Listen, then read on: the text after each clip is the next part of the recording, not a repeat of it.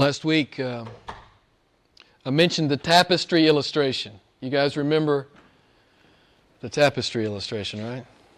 You guys have heard it before? You remember it? It's a great visual of how we sometimes perceive, the key word being perceive, sometimes how we perceive God's providences, because all we see is the underside of God's tapestry. And what does it look like under the tapestry? We've all seen the backside of a tapestry, right? It looks like a disaster. It looks awful. It looks like mass confusion. It looks like chaos. There is no design to it. It looks like a huge mistake, in fact. That's sometimes how we perceive, again, the key word being perceive, God's providence in this life. But that's because all we're seeing, again, is the underside of the tapestry. The top side of the tapestry is what? Someone tell me. It's beautiful. It's beautiful. God's tapestry is pristine beauty, it's perfect symmetry, and it's flawless design. He is the master artisan. I use that word a lot for him. He's always creating a masterpiece. He's faultlessly working his purposes for his glory and for his people's joy. So while all we can see in this life is the backside of God's tapestry, as his people, we're supposed to believe we are involved in a masterpiece. Do you believe it? You're supposed to believe this.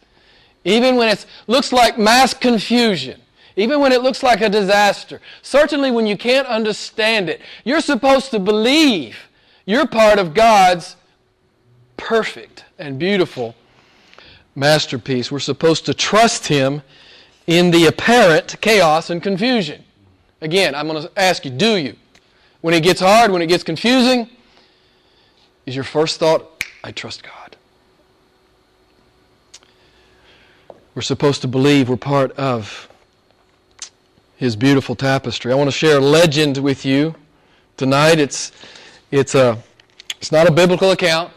It's a legend about Moses. As the legend goes, one day Moses was sitting near a well meditating. The first traveler came by, got a drink, and dropped his purse full of gold unknowingly, and he went on. Second traveler came, got a drink, found the purse of gold. Of course, he was very excited. He took the purse of gold and was on his way. The third traveler came, got his drink, and decided to take a nap in the shadow of the well, which he did. In the meantime, the first traveler realized he had dropped his purse somewhere, presumably back at the well. So he goes back to the well. He encounters the third man taking the nap. He demands his money. And the third traveler doesn't know anything about the money, right?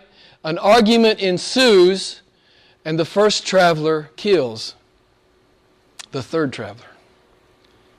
Moses complains to God. This is all messed up, right?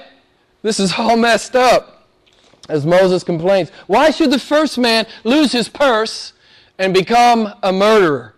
Why should the second man have gotten the purse full of gold without ever working for it? Why should the third man, who was completely innocent, be slain? Good questions all. As the legend goes, God explained the design in this apparent disorder. He said the first man was a thief's son, and his purse contained money stolen by his father from the father of the second man, who, finding the purse, only received what was his.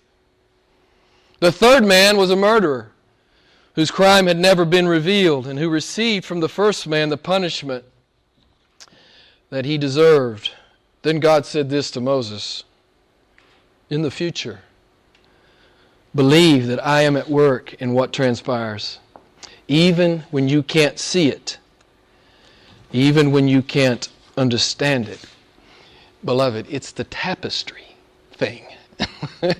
You need to always remember this. God is doing a good thing. Even in the sin of man, God can bring beauty. What's the most beautiful thing God did? through the sin of men. What? The crucifixion. Evil men of their own free will crucified Christ. God used it to save you and me. God's always doing at least a billion things all at once. We can never even begin to fully parse all that He's doing. It's one of my FAQs, frequently asked questions as a pastor. Jim, why is this happening in my life? Why did God do this? Why did He not do that? Why has this happened? Why has this come to me? What's going on? What's God doing? Jim, tell me. I don't know. Many times I have to say, I don't know, but here's what I do know, and you've heard me say this before. I know it's good. Even if it hurts, it's good. Even if it's hard, it's good. This is what the Bible teaches us. I remind people, unlike the legend that I shared with you just a moment ago, God does not explain Himself to any man. He doesn't owe an explanation to any man. He doesn't offer an explanation to any man. Even His children, God does not explain Himself. The Bible is not an explanation. What is the Bible? It's a revelation. God's not explaining Himself to His creatures. He's revealing Himself to His creatures. God does not explain Himself to anyone. Anyone. And it's an arrogant thing for a creature to demand an explanation from his Creator. I'm sure you can clearly see that. So God does not give an explanation. He gives a revelation. I love what the old Scottish preacher said. I heard him speaking one time. I don't remember his name, but he says, you always know what God is going to be like, but you don't ever know what He's going to do. You really don't. You don't really know what He's going to do. He's always going to be like He is. He's always going to be unchangeably perfect in character and in deed. But we don't know, is He going to deliver us? Or is He going to meet us in the trial? This is what we've been talking about. Will I have supernatural deliverance or supernatural sustenance in the hard place? We don't know what He's going to do. We're going to see it tonight in the text. Shadrach and the boys said, we don't know what He's going to do. We know He can, but even if He doesn't, we'll not compromise the Word. We'll not bow to you. As God's people, listen, beloved, we don't need an explanation. Why do we not need an explanation? Because we've got Him and His promises. We don't need God's explanation. We don't demand God to explain Himself to us. We know Him, and we have His promises. The maturing Christian doesn't waste his time seeking explanations. He doesn't call me and ask me to explain it. I know very little more than you when it comes to the ways of God. We know what He says. But beloved, you don't ever really know what He's going to do in your life. You simply don't know. It will be in keeping with His perfect, righteous, holy character. But you don't know.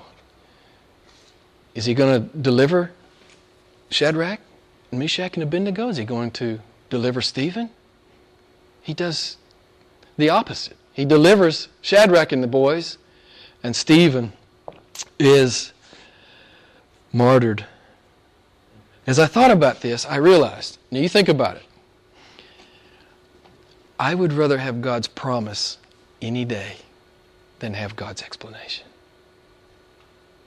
I think if you think about it more than 10 seconds, you would come to understand, I would rather have God's promise more than His explanation. I thought I would dissect Romans 8:28 for you. Just take a few minutes and just, have some fun with this. God says, Romans 8:28, I will cause. What is He saying? He says, I will make happen, I will bring about, I will produce, I will instigate.